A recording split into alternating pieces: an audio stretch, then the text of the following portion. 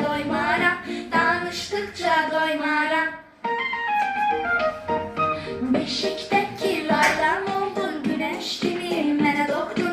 Sözlerim bal şeker kimi, elime uğraşıp doldun. Nelerin dolmaları, babaların yadigarı. Anlar dilim canım benim, damarımda kanım benim. Tarihlerden gelen sen, güneşim sen, sabahın sen. Azerbaycan'ın şanı, şanı. Dinledikçe doymaram, danıştıkça doymaram. Kefes kimi bügarlısan, hem güçlüsen hem varlısan. Koroğlu'nun neresinde, tarihlerin sesinde sen. Sen sevgimin açarı, gözlerinin ışığısan. Ana dilim canım benim, damarımda kanım benim. Tarihlerden gelen sen, dünenim sen, sabahım sen. Azerbaycan'ın şanı, şanı.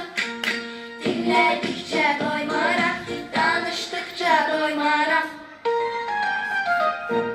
Sen benim öz kimliğim, en büyük zenginliğim.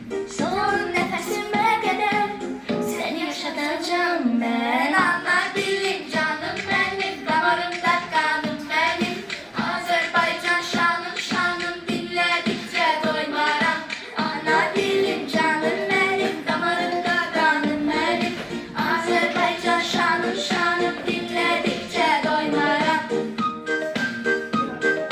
Ana dilim, dünenim sen, sabahım sen.